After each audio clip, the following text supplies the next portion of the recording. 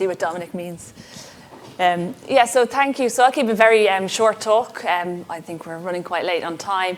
And also, I'm not sure, there have been some references to space already this morning, mostly science fiction.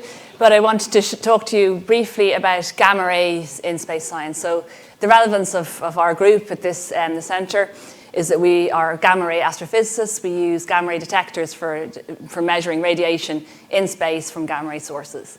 And we use a variety of detector types to do that, and we have some expertise in that area.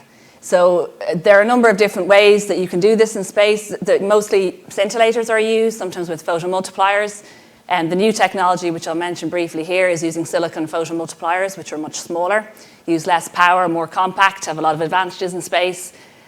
Also, we use cadmium telluride. We use coated masks, which I understand have been mentioned in medical physics as well for collimation and for imaging, and other types of detectors too. What I'll do is just mention very briefly a project that we're working on and a detector that we have developed in UCD.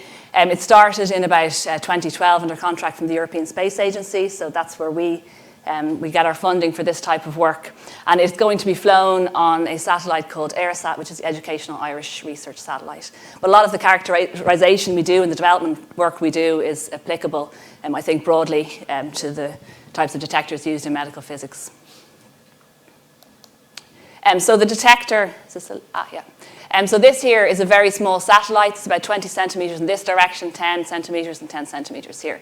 And there's a lot of electronics in the satellite and a number of payloads. I won't go into it except to say that we are flying a small demonstration gamma ray detector on the mission.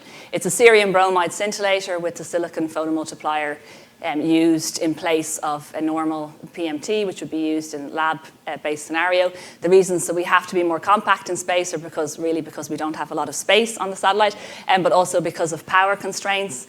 And also we have to worry about the radiation environment, which we have in orbit, which can be quite difficult.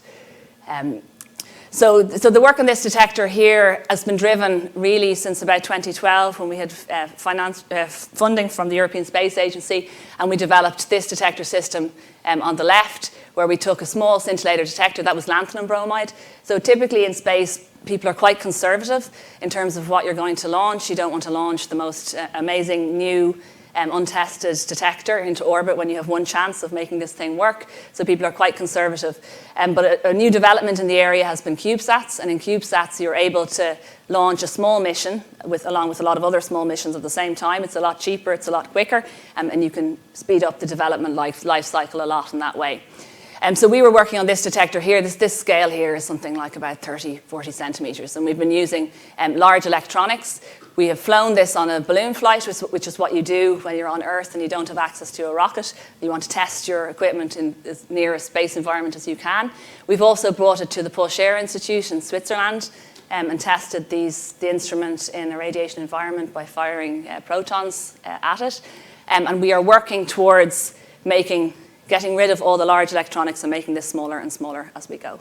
So in terms of the detector and how it works now, we have got silicon photomultipliers as our base, and we have it's attached onto boards that we've made ourselves. The electronics is designed in-house. The PCBs are made by us, and the readout from these PCBs would go to a computer to be analysed, and we use application-specific integrated circuits to read out from the SIPM array. These are quite small, and the scintillator sits on top, and each of their 16 pixels in this particular device, but you could make it in whatever way you want. And we have characterised that, and we're building it in the lab, and the aim is to get down to the detector will be like about that big in the end. But these are blocks of detectors which could be then used in a bigger scenario. And we have good spectral resolution with this detector.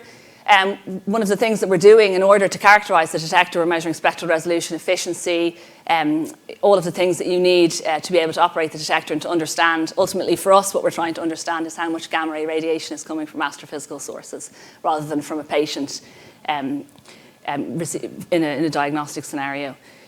So the resolution that we're getting is quite good. It's around 5%. We're using cerium bromide at the moment. These are slightly more advanced scintillators. You could also use cesium iodide and so on. They'd be the typical sodium iodide BGO or the workhorses that have been used in space up to now. To mention, without going into details, is that we have quite a lot of experience in building the detector, characterizing the detector, putting it through environmental testing, so testing it in a high radiation environment, in a cold environment, vibrating the detector as well, which you have to do in our area to make sure it will withstand launch. But we've developed experience in simulations as well. So we're doing Monte Carlo simulations of the satellite, how well the detector works given all the constraints of the material around it, which in our case is solar panels for power, and another experiment up the top. So I guess I could probably, I think, given the time, probably leave it there to say that our experience in the space science group, obviously we're interested in astrophysics, but we have been working for a number of years on gamma ray detectors, modeling them, characterizing them, and working with them. Thanks.